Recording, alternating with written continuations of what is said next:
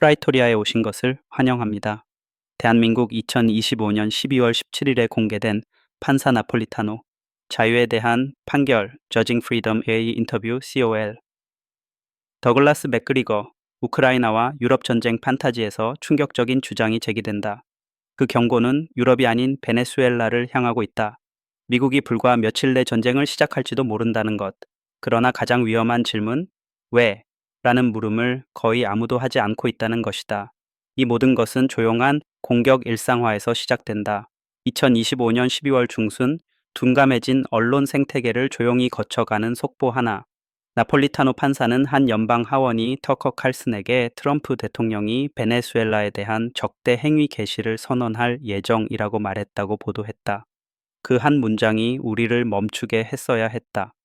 하지만 이어진 대화는 마치 전쟁이 단지 일정 조정 문제인 듯 다뤄졌다. 맥그리거 대령은 전략이 의식처럼 퇴화해 가는 과정을 지켜본 군인답게 답변했다. 그의 경고는 간단하고도 냉혹하다. 전쟁은 최후의 수단이어야 한다.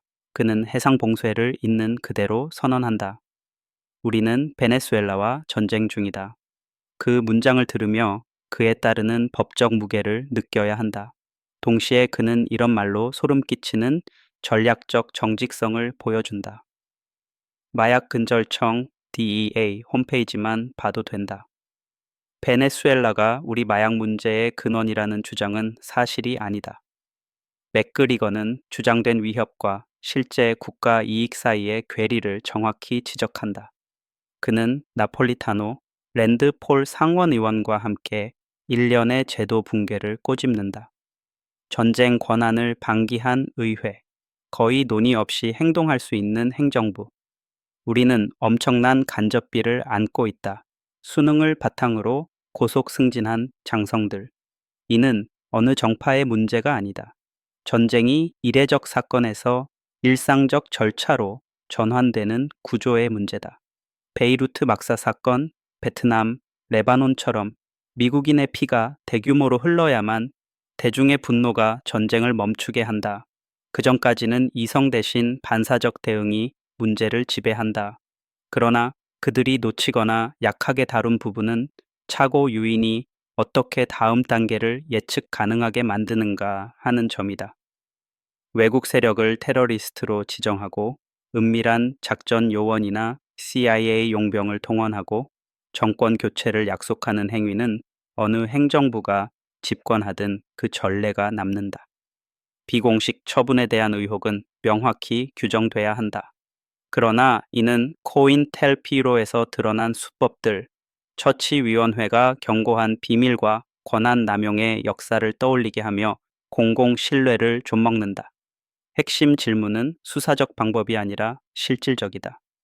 또다시 우리는 왜, 누가 베네수엘라를 담보화된 시장으로 전락시키는데 이익을 보는가?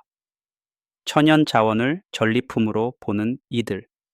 의회가 외면할 때 침묵을 조종하는 이는 누구인가? 이 모든 논점은 단순히 방법론이 아니라 동기에 관한 문제다. 전략적 이익은 희박하고 리스크는 엄청나다.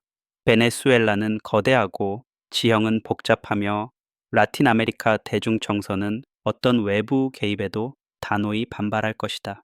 맥그리거는 분명히 경고한다.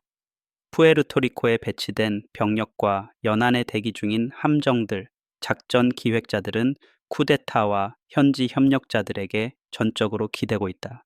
하지만 그것이 실패하면 안정화 작전은 목표조차 불분명한 침공 작전으로 바뀌며 미군은 지역 반발의 기폭제가 된다. 이는 방어가 아닌 전략적 재앙의 조합이다. 따라서 우리는 그들의 경고에 담긴 핵심 요구를 반드시 관철시켜야 한다. 전쟁은 최후 수단이어야 하고 의회는 책임있게 감시해야 하며 목표와 수단에 대한 정직한 공론이 반드시 필요하다.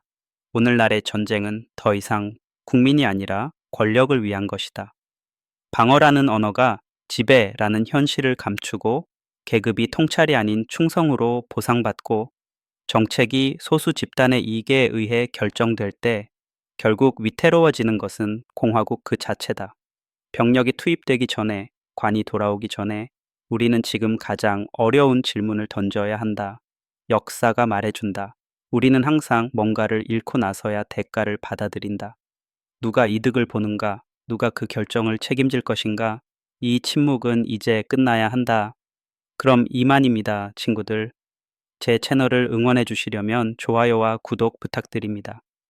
더 많은 콘텐츠는 제 스포티파이와 유튜브에서 프레토리아 대한민국이라는 이름으로 찾아보실 수 있습니다. 다시 만날 때까지 지금까지 프레토리아 대한민국의 스키피오 아메리카뉴셨습니다.